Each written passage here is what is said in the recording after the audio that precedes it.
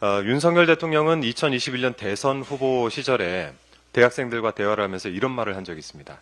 여러분들이 만약에 기소를 당해가지고 재판을 받으면서 몇 년 동안 재판을 받고 법정에서 상당히 법률적으로 숙련된 검사를 상대방으로 만나가지고 여러분이 몇 년을 재판을 받아서 결국 대법원에 가서 무죄를 받았다고 하더라도 여러분의 인생이 절단납니다.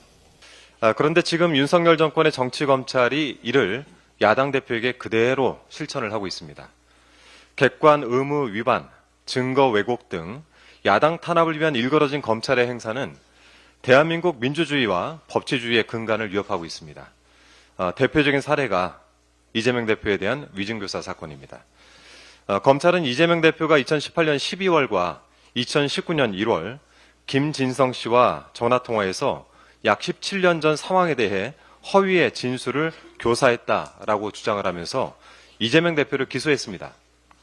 즉 2002년 당시 KBS 측과 김병양 성남시장이 이재명 대표를 주범으로 몰기 위해 KBS 최철호 PD에 대해서만 고소 취소하기로 협의를 했다라는 김진성 씨의 위증을 교사했다라는 것입니다.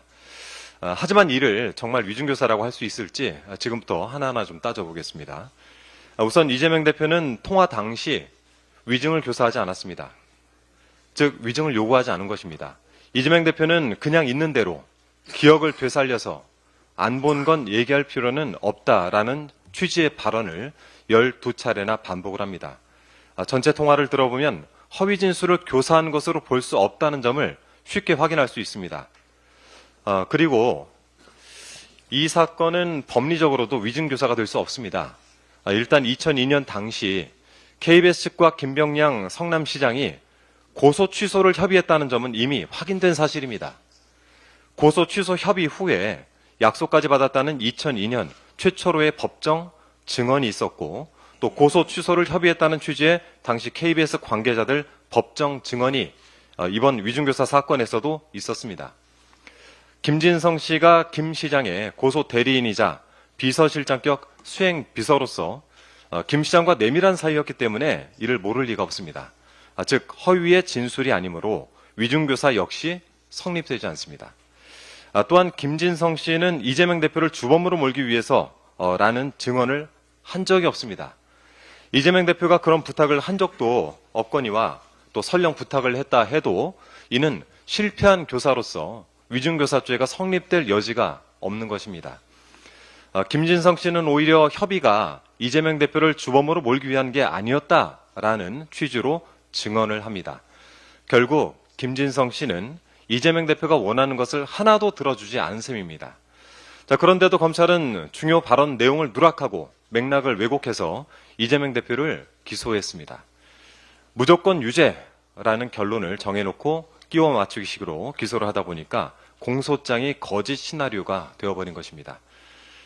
최근 이재명 대표와 관련된 사건에서 검찰의 조작 정황이 하나둘씩 드러나고 있습니다.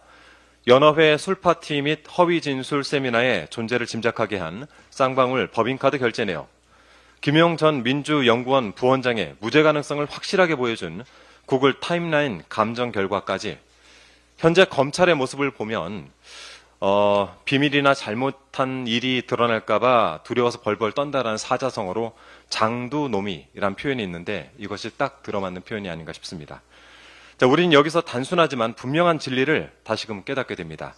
거짓은 결코 진술을 이길 수가 없습니다. 이는 검찰의 조작과 왜곡으로 점철된 위증교사 사건에서도 마찬가지일 것입니다. 오는 25일 법원의 공정하고 올바른 판단을 기대하겠습니다. 이상입니다.